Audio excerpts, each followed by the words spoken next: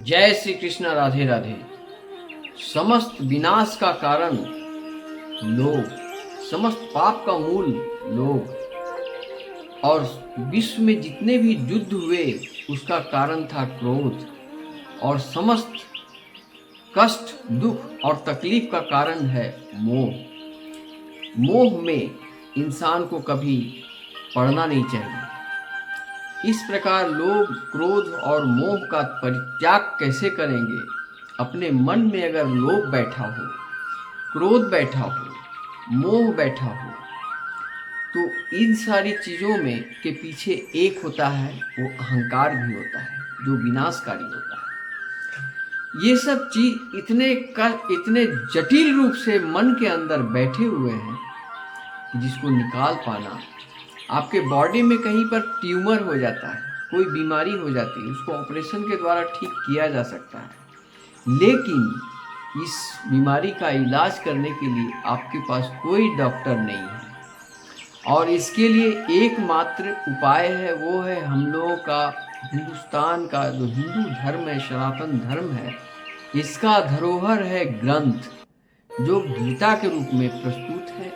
गीता अध्ययन से सारे मोह, क्रोध, लोभ, अहंकार, माया सबसे मुक्ति पाया जा सकता है। दोस्तों, मेरे सनातनी भाइयों, मैं ये कहना चाहता हूँ कि ये संसार में इस मानव शरीर को और मानवीय आत्मा को व्यर्थ में मत गवा दो। ये बड़ा ही कीमती चीज है, बड़ी कीमती आत्मा है, और बहुत ही गोल्डन वक्त है, सुनहरा मौका है। इसका उद्देश्य क्या है? श्रीमद् भागवत गीता में कृष्ण कहते हैं, और सबसे फेमस श्लोक क्या है?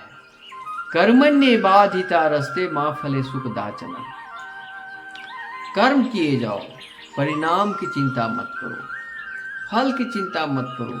लेकिन आज के लोग करते क्या है? सिर्फ परिणाम को देखते हैं, प्रयास को नहीं देखते हैं, प्रयत्न को नहीं देखते हैं। इसलिए मेरे सनातनी भाइयों, आप प्रयत्न करो, कर्म करो। अब कर्म भी बहुत प्रकार के होते हैं। कर्म एक समुद्र है, जिसमें सतोगुणी कर्म है, रजोगुणी कर्म है, तमोगुणी कर्म है, अच्छे कर्म है, बुरे कर्म है। संसार में कर्म की अनगिनत कर्म है। अगर कर्म में अगर बुद्धि है, विद्या है और सतोगुणी कर्म है, तो आध्यात्मिक कर्म माना जाता है। अगर कुछ कर्म में अहंकार है, लोभ है, मोह बस करते हो कर्म, क्रोध बस करते हो कर्म, इस प्रकार के कुछ ऐसे भी कर्म हैं जिससे तामसिक कर्म के रूप में माना जाता है। और तामसिक कर्मों में बड़ा आनंद है, बहुत क्षणिक सुख है, लेकिन इस लोभ में कभी पड़ना मत, क्षणिक सुख में कभी मत जाना। जब भी तुम्हें ज्ञान हो, देखना कि कुछ लोगों के साथ तुम्हारा बहुत गहरा रिश्ता था कुछ दिन पहले, आज उनके साथ रिश्ता नहीं है। क्यों?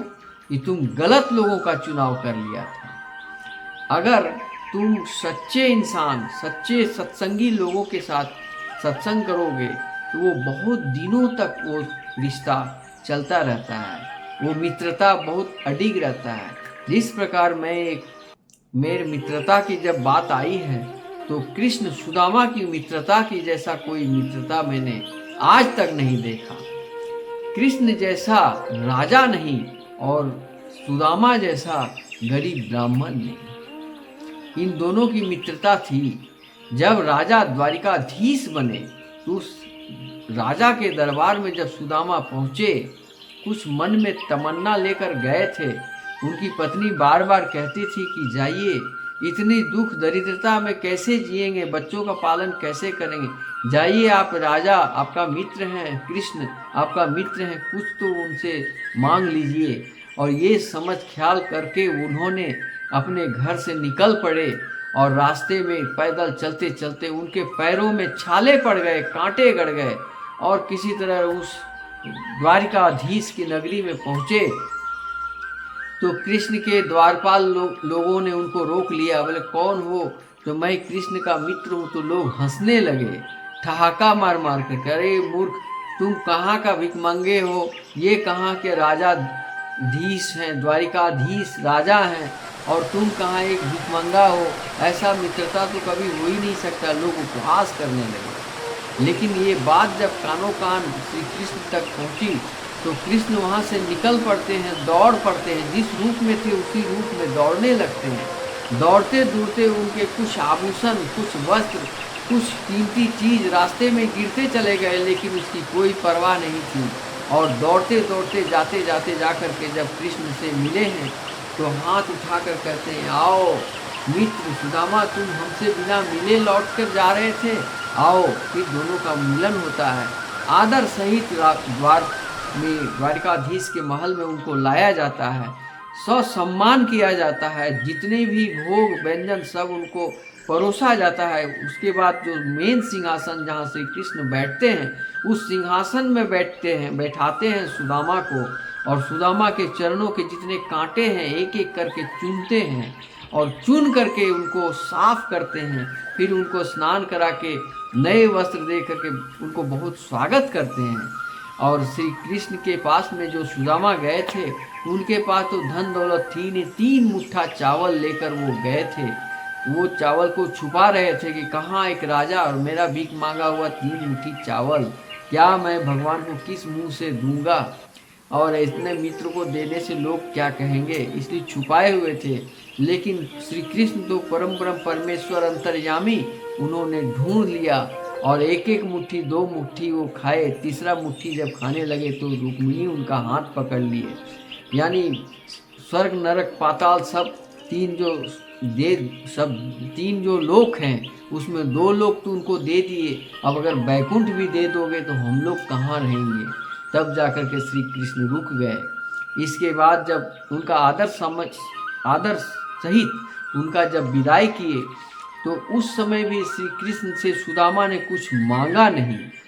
ये बहुत बड़ा मैसेज दे रहा है पूरी दुनिया को। इस गीता का ज्ञान में ये एक बहुत बड़ा मैसेज है कि कितनों भी तुम गरीब हो जाओ, कितनों भी दुखी हो जाओ, तो सुदामा की तरह किसी जगह पर भीख मत मांगना, वो भी अपने मित्र के पास। दुनिया से भीख मांगना, लेकिन अपने मित्र के पास भीख मत मांगना। और मैं तो कहता हूँ कि शिक्षा से ये कहता है कि जीवन में भीख कभी मत मांगना। मैंने कई वीडियो कंटेंट में ये बताया हूँ कि भीख मांगना छोड़ो, भीख मंगा का खानदान बनाना छोड़ो। अगर तुम भीख मांगोगे, तुम्हारे बेटे को लोग कहेंगे तुम्हारा बाप भीख मांगता था, तुम्हारे खानदान के दादा दादी भीख मंगे थे। इस तरह का लांछना से बचना है तो भीख मांगना छोड़ दो। यहाँ तक कि मंदिरों में भी भीख मांगना छोड़ दो। ये कथा से स्पष्ट है कि श्री कृष्ण को बिना मांगे ही सुदामा को सब कुछ मिल गया। जब वो सुदामा अपने घर आए तो उनका धन दौलत सब कुछ, घर द्वार महल जो फूस का मकान था वो महल के रूप में बना हुआ था। और उनका पड़ोसियों को भी सुखी किए थे, क्योंकि उनकी रानी बोली, उनकी सुदामा की पत्नी कही कि सिर्फ मेरा घर बनने से क्या फ़ायदा, मेरे जितने भी अगल बगल वाले हैं उनका भी होना चाहिए। तो सबका घर बनाया था।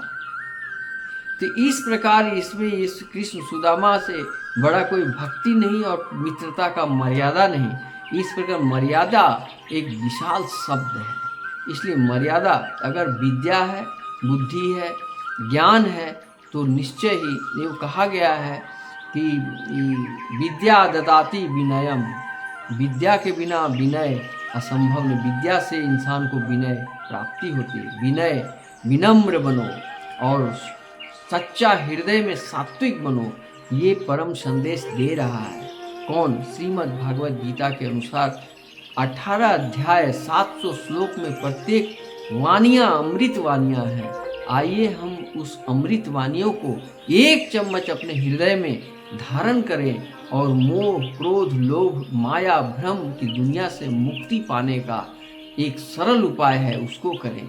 राधा नाम जपो, सारा दुख दूर हो जाएगा। मैं यहाँ कहना चाहता हूँ कि राधा नाम की महिमा क्या है मैं नहीं जानता था, लेकिन जब मैं मथुरा वृंदावन गया और बीमार प्रेमानंद बाबा को देखा वो कई वर्षों से बहुत भयंकर बीमारी से जूझ रहे हैं।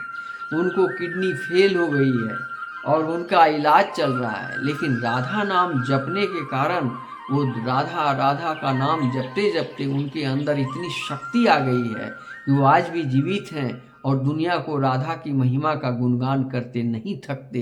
और उनकी वानियों का गुणगान कर, उनकी वानियाँ अमृत वानियाँ के समान, यहाँ तक कि लोग तो समझने लगे पूरा विश्व में उनको एक संत के रूप में देखा जाता है और जगत गुरु की उनको उपाधि मिल जाएगी। इन फ्यूचर में उनको जगत गुरु ही माना जाएगा।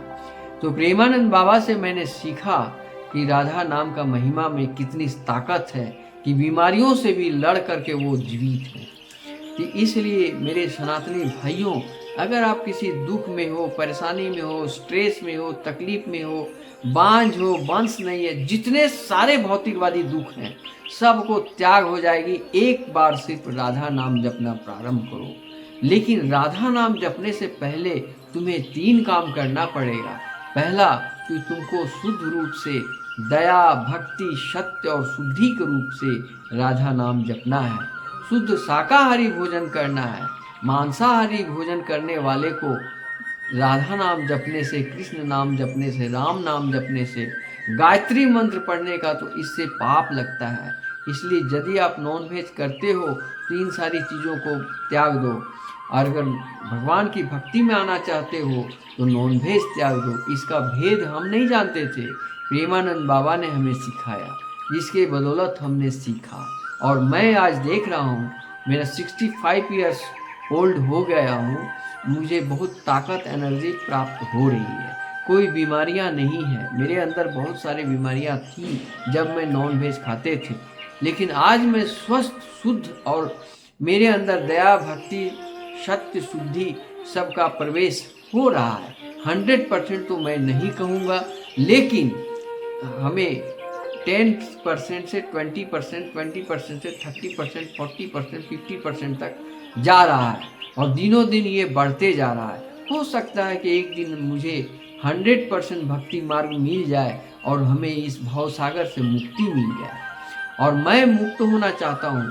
मैं ये वीडियो कंटेंट बनाने का मुख्य कारण क्या है, मेरे एक बाबा ने बताया कि दुनिया में सबसे दुर्लभ होते हैं जो मानव तन में आए हैं। उससे भी बड़ा दुर्लभ वो है जो भागवत कथा को सुनते हैं। उससे भी बड़ा दुर्लभ वो है जो भागवत कथा को सुनते हैं और दूसरों को सुनाते हैं। बस यही पॉइंट मेरे माइंड में बैठ गया। तब मैं मोबाइल में अपने इन कथाओं को सुनता हूँ और आपके मोबाइल में आप तक पहुँचता हूँ, वीडियो कंटेंट बना देता हूँ। मेरा भगवान ज्ञान दीपक चैनल है। इस चैनल मोटिवेशनल चैनल है और इस चैनल में पवित्रता है, सात्विक है, कोई लोभ, क्रोध, मोह नहीं है, कोई लालसा नहीं है। आप सब्सक्राइब करो ना करो, लाइक करो, स्किप करके चले जाओ, हमको इससे कोई फर्क नहीं। मेरा काम है आप तक, आपके दरवाजे तक भक्ति मार्ग की भागवत कथा को पहुंचा देना। अगर आप लोगे तो लो, नहीं लोगे तो आपकी मर्जी। ये किसी की, इसमें किसी का न कोई क्रोध है, न मोह है, न माया है, न आसक्ति है। इसमें क्या है, जिसको भगवान चाहेंगे वही भक्ति मार्ग में जा सकता है। इन संसार में 2 प्रकार के लोग होते हैं, एक अधर्मी होते हैं, एक धर्मी होते हैं। तो जब अधर्मी बढ़ जाते हैं तो बार इसीलिए कहा गया कि यदा यदा ही धर्मस्य ग्लानिर्भवति भारत अभ्युत्थानम अधर्मस्य तदात्मानं सृजाम्यहम् परित्राणाय साधूनां विनाशाय च दुष्कृतां धर्म संस्थापनार्थाय संभवामि युगे युगे। अर्थात जब जब धर्म की हानि और अधर्म का बोलबाला होने लगता है, तब प्रभु किसी न किसी रूप में अवतरित होकर उस अधर्म का नाश करते हैं और धर्म की पुनः स्थापना करते हैं और साधुओं की रक्षा करते हैं और पापियों को ध्वंस करते हैं, विनाश करते हैं, हत्या कर देते हैं। महाभारत का युद्ध क्या है? महाभारत का युद्ध में यही धर्म और अधर्म का युद्ध था। इस युद्ध में अर्जुन जब बाण चलाने से रोक लगा दिया कि मैं बाण नहीं चलाऊंगा, किस पर बाण चलाऊंगा, सब तो अपने ही हैं। कोई मेरे दादाजी हैं, कोई मेरे गुरु हैं, कोई मेरे भाई हैं, कोई मेरे बंधु हैं, इनको मारकर मुझे कौन सी राज्य मिल जाएगा? इस तरह की राज्य लेकर मैं क्या करूंगा? मैं संन्यास धारण कर लूँगा, संन्यास व्रत करूँगा, भगवान के शरण में चला जाऊँगा, मगर मैं युद्ध नहीं करूँगा। तब श्री कृष्ण ने अर्जुन को कहा कि हे अर्जुन, तुम अधर्म को नाश करने के लिए युद्ध करना पड़ेगा, धर्म की रक्षा करने के लिए तुमको युद्ध करना पड़ेगा। फिर भी इनकी बातों को नहीं, तब उन्होंने विराट रूप दिखाया। तब जब विराट रूप देखे, इस पर भी उनको कोई फर्क नहीं पड़ा। तब उनको जब उनका पुत्र अभिमन्यु वध हुआ, तब जाकर के अर्जुन को मोह भंग हुआ।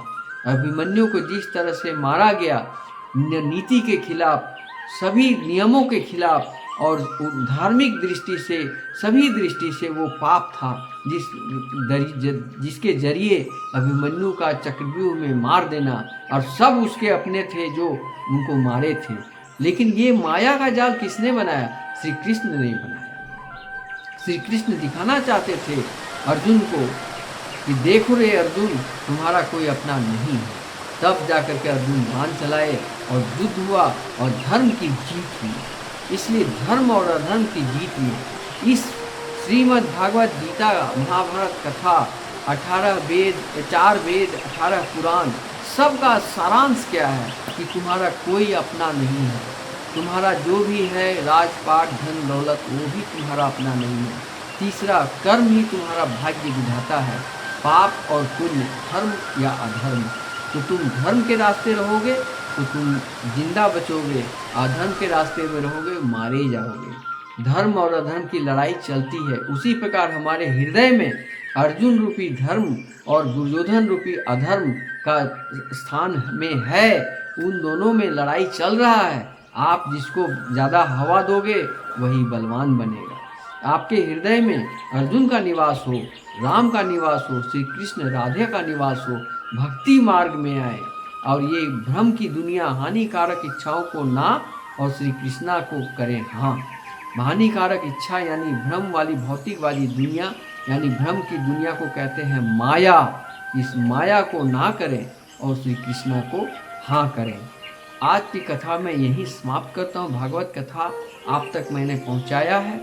रामचरितमानस से भक्ति और श्रीमद् भागवत गीता से मुक्ति पाया जा सकता है। बड़े भाग से मानव कुल में जन्म पाए हो, इस जन्म का सार्थक बनाना चाहते हो तो भक्ति मार्ग में आओ और दानव वाला जिंदगी, जानवरों का जिंदगी से मनुष्य जीवन में आओ।